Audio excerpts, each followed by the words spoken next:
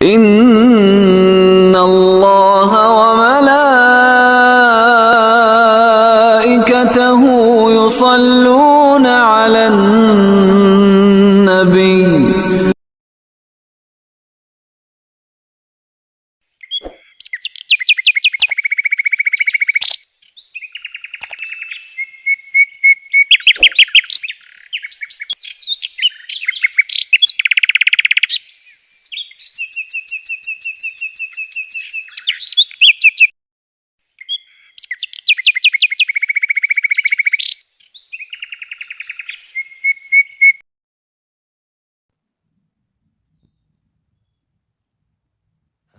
بسم اللہ الرحمن الرحیم. السلام علیکم ورحمۃ اللہ وبرکاتہ. دوستو، ویڈیو پوری دیکھیے گا. اگر آپ اس چینل پر نئے ہیں تو چینل کو سبسکرائب کر لیں، ساتھ بیل آئیکن کا بٹن بھی دبا دیں تاکہ ہماری آنے والی نئی اسلامی ویڈیوز آپ تک بآسانی پہنچ سکیں.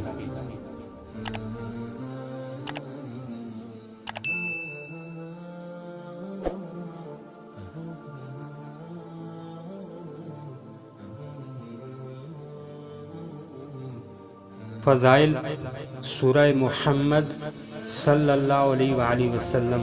یہ سورت بڑی بابرکت ہے کیونکہ حضور صلی اللہ علیہ وآلہ وسلم کے نام سے منسوب ہے.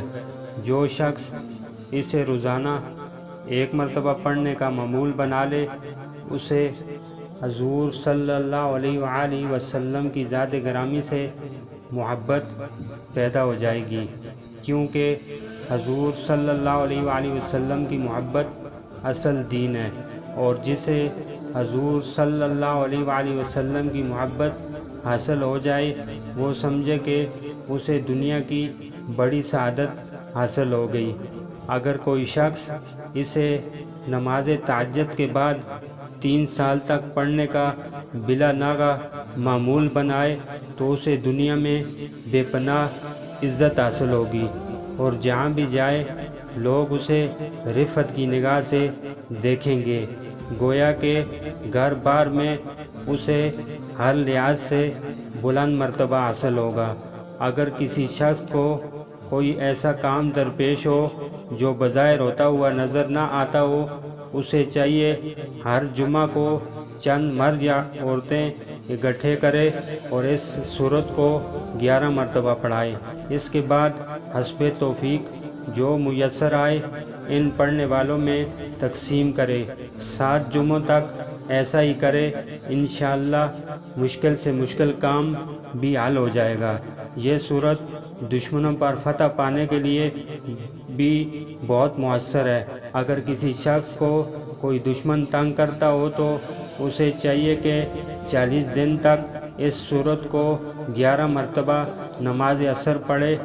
انشاءاللہ دشمن زیر ہوگا اور ہمیشہ کے لیے اپنی بری حرکتوں سے باز آ جائے گا. اگر کسی شخص کو برے خواب آتے ہوں تو اسے چاہیے کہ سونے سے پہلے اس سورت کو 1 مرتبہ پڑھ کر سوئے. انشاءاللہ کوئی برا خواب نہ آئے گا بلکہ اچھے خواب دیکھنے لگے گا. اس عمل کو 11 روز تک جاری رکھے. اگر کسی عورت کے گھر بچہ پیدا ہوا ہو، اسے دودھ نہ آتا ہو تو اس سورت کی فوٹو کاپی کرا کر تعویذ بنا کر اس کے گلے میں ڈال دیں. انشاءاللہ بچے کے پینے کے لیے وافر دودھ آنے لگے گا. غرض یہ کہ اس سورت کو روزانہ پڑھنا دین و دنیا کی سعادت مندی ہے.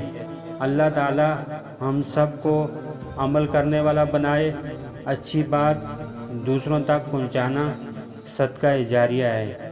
اللہ تعالی ہم سب کا حامی و ناصر ہو. آمین. جزاک اللہ.